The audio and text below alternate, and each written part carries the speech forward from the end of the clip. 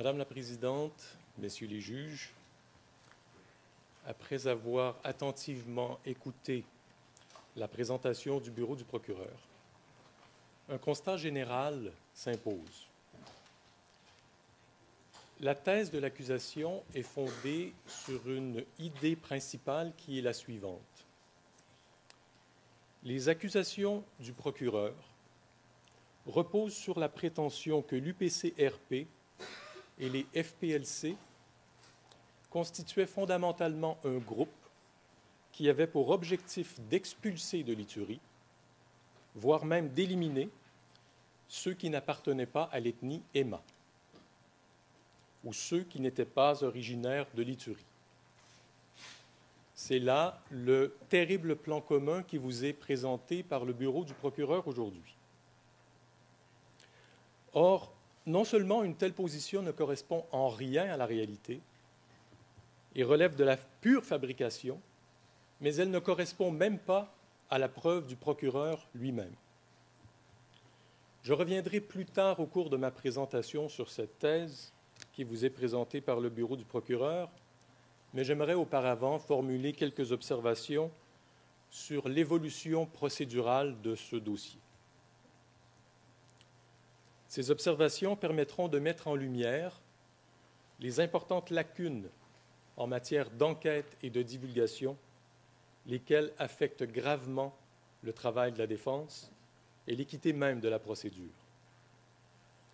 Elles permettront également d'illustrer que le bureau du procureur s'est montré dans l'incapacité de formuler une position claire et lisible et cohérente pour soutenir ces accusations contre M. Ntaganda.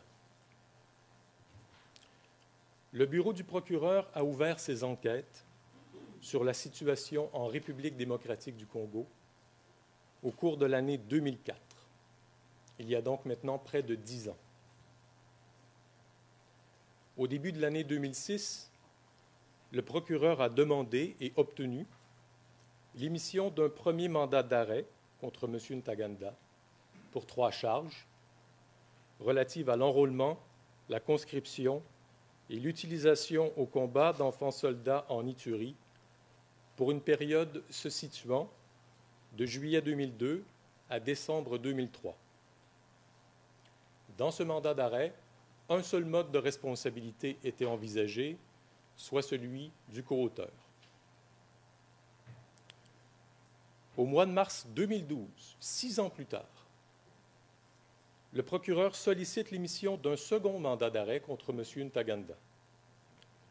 Pour cette période qui va du 1er septembre 2002 au 30 septembre 2003, toujours pour le territoire de l'Ituri. Le procureur a alors demandé à votre Chambre d'ajouter à l'encontre de M. Ntaganda 3 charges pour crimes contre l'humanité et 4 charges pour crimes de guerre, pour un seul mode de responsabilité, toujours celui du coauteur prévu à l'article 25.3a du statut. Ce second mandat fut émis par votre Chambre en juillet 2012. M. Ntaganda s'est par la suite rendu volontairement à la justice dans le but de faire face à ces accusations et il a comparu devant votre Chambre au mois de mars 2013. Vous avez alors fixé, à ce moment, l'audience de confirmation des charges au mois de septembre 2013, ce qui devait, de l'avis de votre Chambre, donner suffisamment de temps aux parties pour se préparer. Le procureur s'est cependant rapidement résigné à présenter l'aveu suivant. Même après 9 ans d'enquête, il n'était tout simplement pas prêt à présenter ses preuves devant vous et a dû demander un report de l'audience, ce qui a entraîné un report d'environ 5 mois à la procédure. Mais comment expliquer que le bureau du procureur n'était pas prêt à procéder après tout ce temps à enquêter dans le dossier? Le procureur n'était pas prêt tout simplement parce qu'il n'avait pas à son dossier les éléments qui lui permettaient d'appuyer ses accusations contre M. Ntaganda.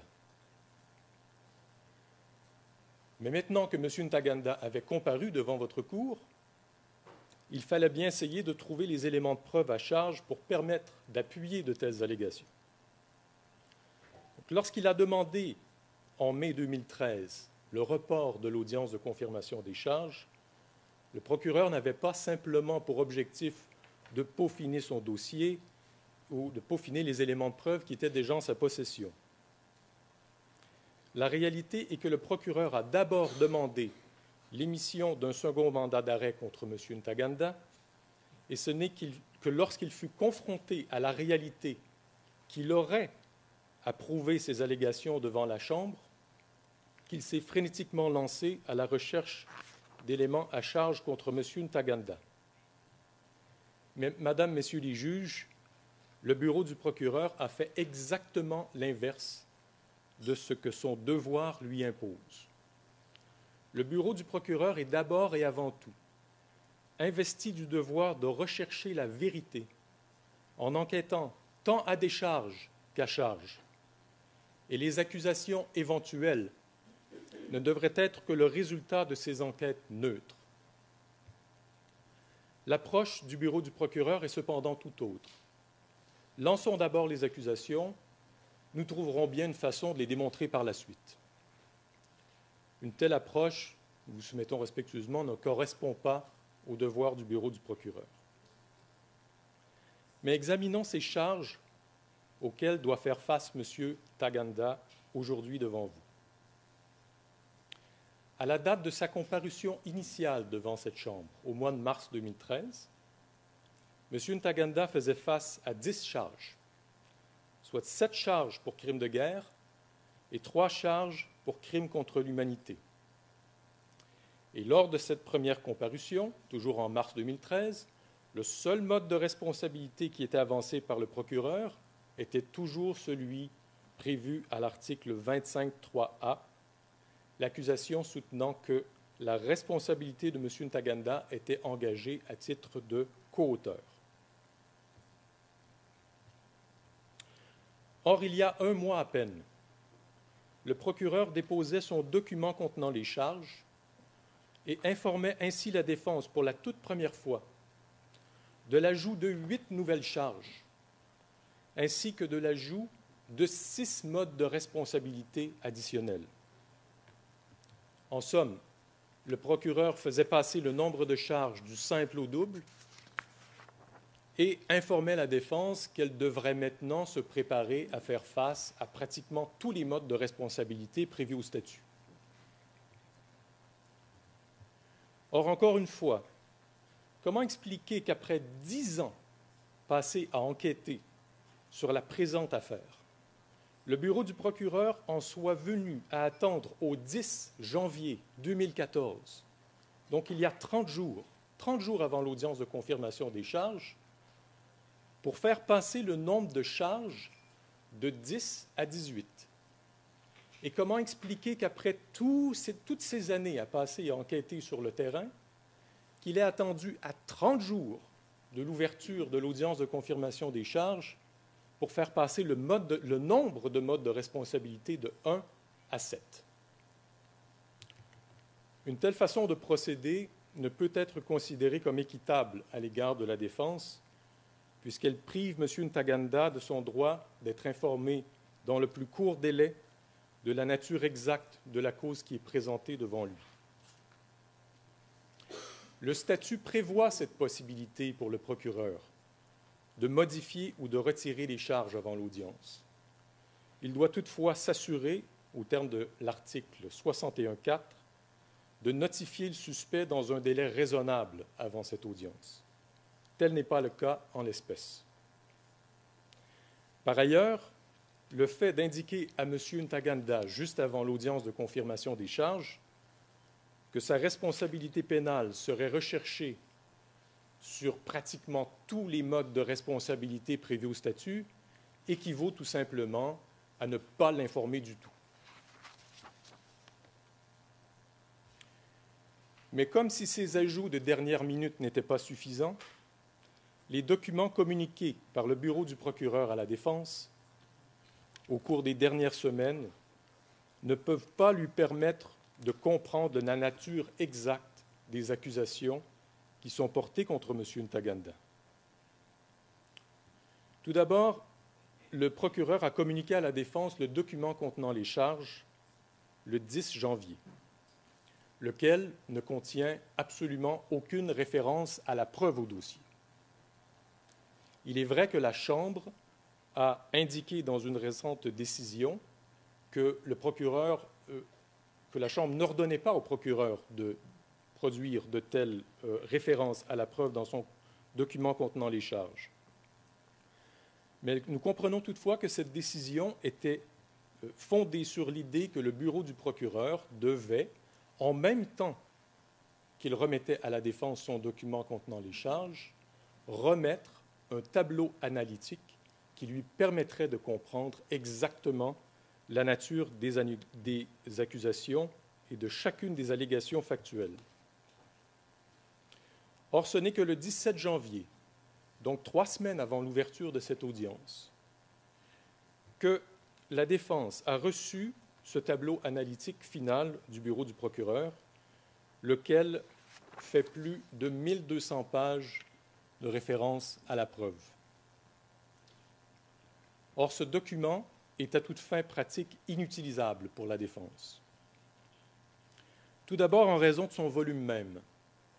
Il était tout simplement impossible pour la défense d'analyser un document de 1205 pages de référence à la preuve au dossier dans un délai de 3 semaines. De plus, il n'est tout simplement pas possible de trouver dans ce tableau analytique les éléments factuels à la base des allégations contenues dans le document contenant les charges sans se lancer dans un interminable travail de recherche, lequel, en ce qui nous concerne, n'aboutit souvent strictement à rien, aucun résultat. Le document contenant les charges et le tableau analytique avaient pour objectif de rendre la position claire et intelligible. Or, nous sommes exactement dans la situation inverse.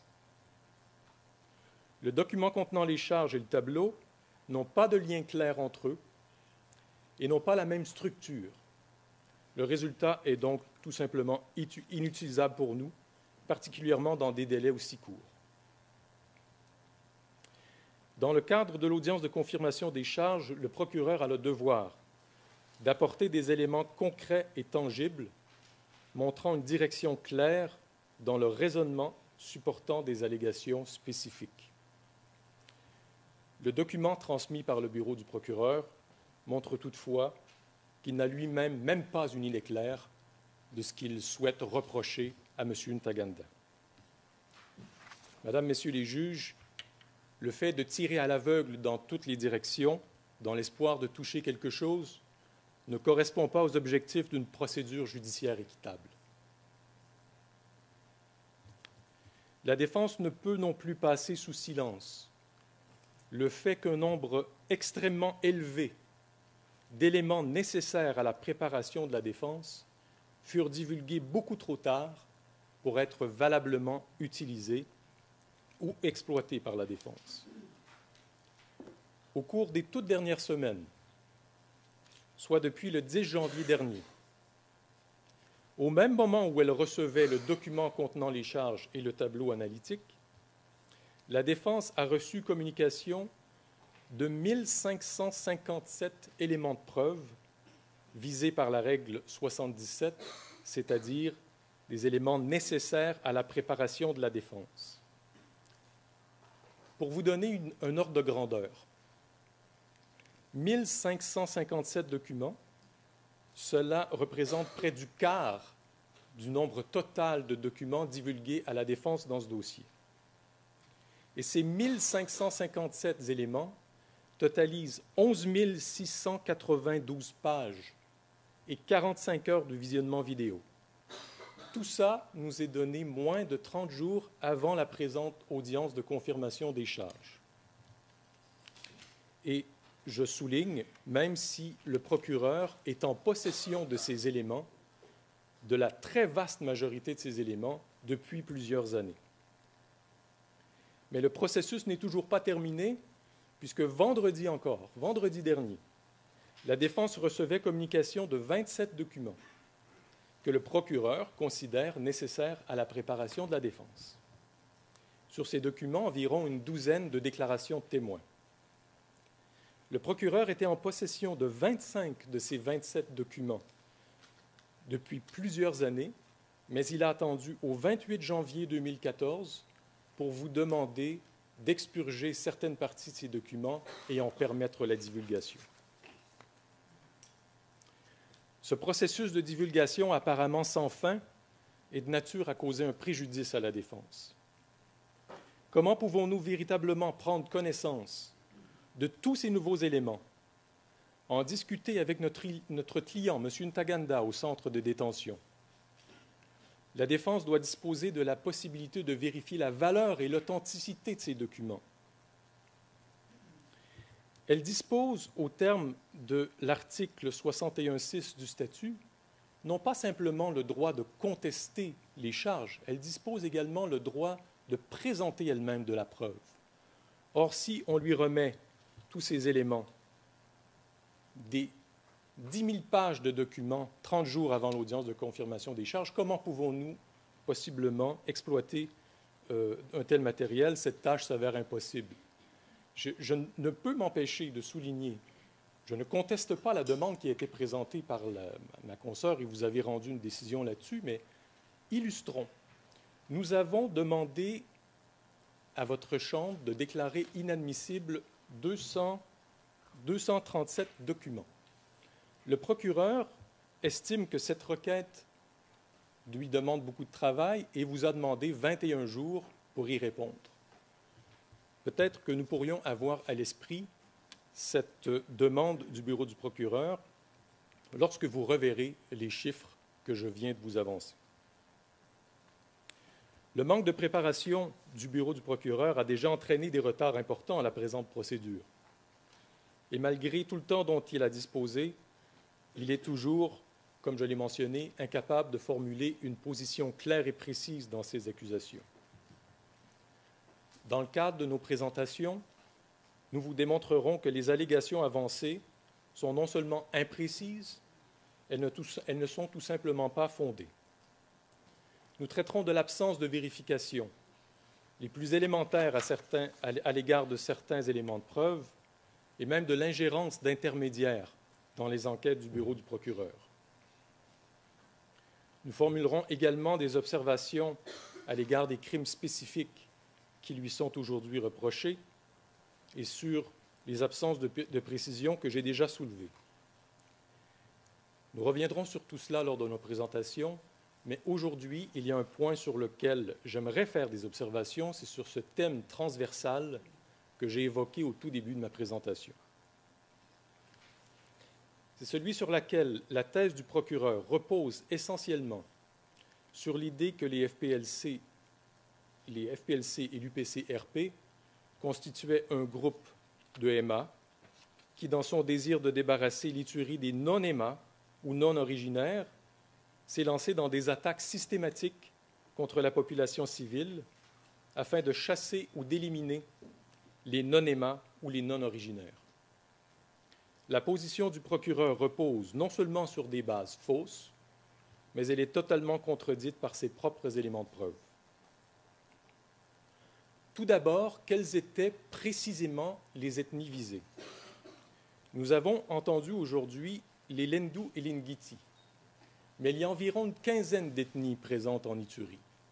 Mais encore aujourd'hui, dans la salle d'audience, Madame le procureur vous parle des Lendu, des Ngiti et les non-EMA. Alors, que signifie non-EMA? Pourquoi sommes-nous incapables d'avoir une position claire aujourd'hui à l'ouverture de la confirmation des charges? Et que signifie le terme non-originaire, qui est pourtant présent dans le document contenant les charges? Est-ce que cela signifie les individus qui sont nés à l'extérieur de l'Ituri, mais vivaient en Ituri en 2002-2003? Nous n'avons absolument aucune précision du procureur sur ces questions, qui constituent pourtant le fondement même des accusations. La preuve vous démontrera toutefois que l'UPC-RP et son armée, les FPLC, n'étaient pas, contrairement à ce que suggère le procureur, un groupe de MA. la majorité des secrétaires nationaux de l'UPC-RP n'étaient pas Emma, mais appartenaient à différentes ethnies de l'Ituri, voire même n'étaient pas originaires de l'Ituri. Il en est de même pour les membres des FPLC qui n'étaient pas une milice Emma, mais que plusieurs de ces commandants appartenaient à d'autres ethnies, y compris ceux qui ont participé, selon la preuve du procureur, aux événements qui font aujourd'hui l'objet des charges. Madame, Messieurs les juges, la personne qui est ici devant vous pour être jugée n'est même pas ni Emma, ni originaire de l'Ituri. Tel qu'il vous l'a déclaré, il est né au Rwanda, il a grandi au Nord Kivu et il appartient à l'ethnie Tutsi. Lui-même, ni Emma, ni originaire de l'Ituri.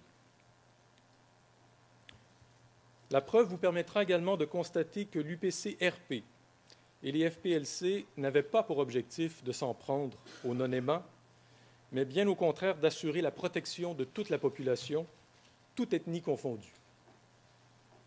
Le procureur persiste à dépeindre l'UPC-RP et les FPLC comme une organisation qui avait pour objectif de s'en prendre à ceux qui n'étaient pas Emma.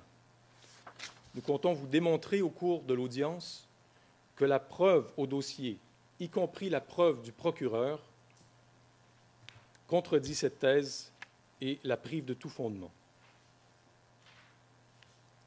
Et plus particulièrement encore, nous vous démontrerons au cours de cette audience que les événements visés par les charges ne constituaient en rien une attaque contre une population civile. Un des derniers éléments de preuve obtenus par le bureau du procureur est particulièrement révélateur en ce sens, en ce qu'il montre les images vidéo d'un des lieux visés par les charges, la ville de Mongwalu. Ces images auraient été tournées 2 ou 3 jours après la fin des combats. Le procureur aurait mis la main sur cette vidéo en octobre 2013 et l'a divulguée à la défense au mois de décembre. Même si elle nous fut donnée comme élément de preuve à charge, sa valeur principale est incontestablement à décharge, puisqu'elle contredit les fondements mêmes de la thèse de l'accusation. Cette vidéo, obtenue par le procureur à la toute fin de ses enquêtes, aurait très certainement dû l'amener à revoir sa preuve à la lumière d'un élément de preuve aussi important. Nous vous inviterons au cours de cette audience à visionner cette vidéo, qui est un élément qui rend tout simplement invraisemblable l'idée que les FPLC auraient sauvagement attaqué la ville de Mongwalu dans le but de s'en prendre à la population civile non-Emma, de les chasser, de détruire leurs habitations ou de piller la ville. Bien avant la création de l'UPC-RP et des FPLC, la population de l'Ituri a souffert des pires exactions. Les autorités du gouvernement central étaient absentes de la région et cette région était sous occupation étrangère. Et non seulement les autorités en place avant l'arrivée de l'UPC-RP ne faisaient rien pour mettre un terme aux exactions, mais elles y contribuaient activement. Dans pareil contexte, prendre les armes pour tenter de ramener la paix et la sécurité pour toute la population n'est pas un crime, comme semble vouloir le suggérer le procureur, mais un droit fondamental.